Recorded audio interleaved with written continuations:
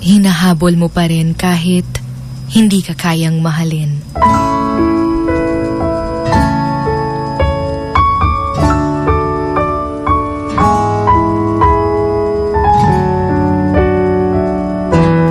Isa ka rin ba sa mga taong naghahabol pa rin kahit na hindi ka naman kayang mahalin ng taong mahal mo or ng taong inahabol mo?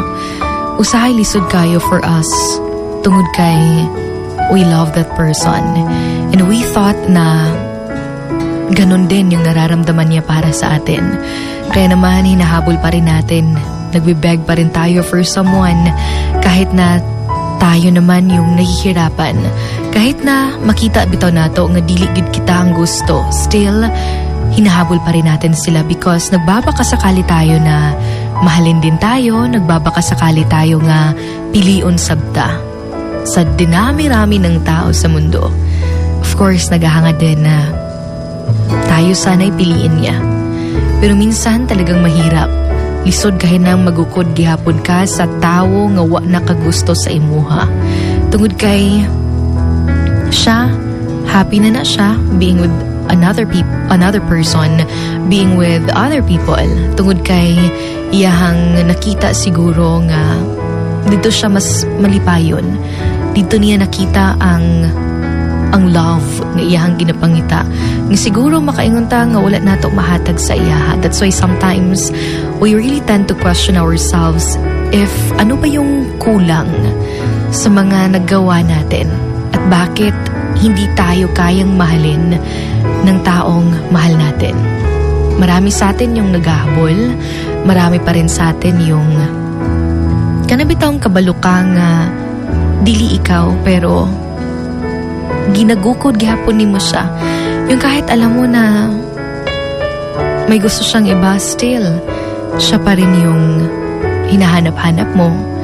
Siya pa rin yung tinetext at sinachat mo. Bahala bitaw og usahay, makita na nimo sa iyahang post sa social media nga sobrang masaya na siya kasama yung iba, pero you're still hoping na baka one day muli siyang bumalik. Na baka one day, bigla siyang mag-text o mag-chat sa'yo na gusto ka rin niya. Pero minsan, baybas, mahirap talaga na papaniwalain yung sarili natin that there is still, kahit na deep inside, kabalota sa tong huna-huna o sa tong kasing-kasing dili na cute kita.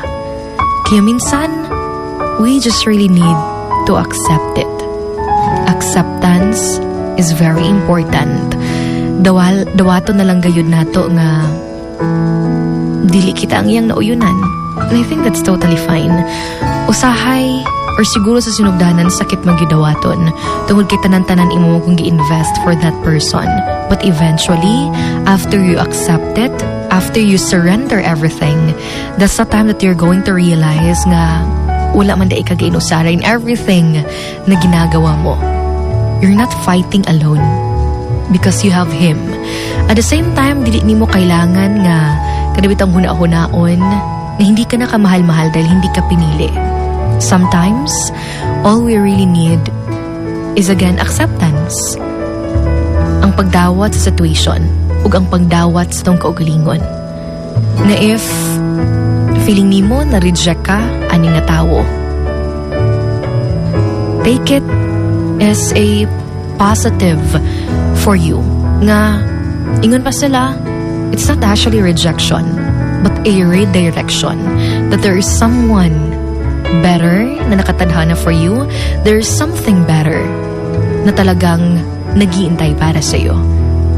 So mo lang na siya.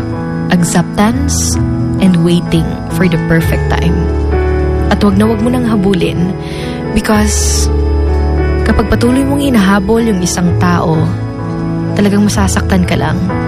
It's either madagma pagid ka, hangakon pagid ka, sa sigigukod sa tao nga digid para sa imuha. So kalmahi lang. Hinay-hinay lang. And wait for his perfect time. This is your Hugot Babe Sugar Dolly on Wild FM 103.1.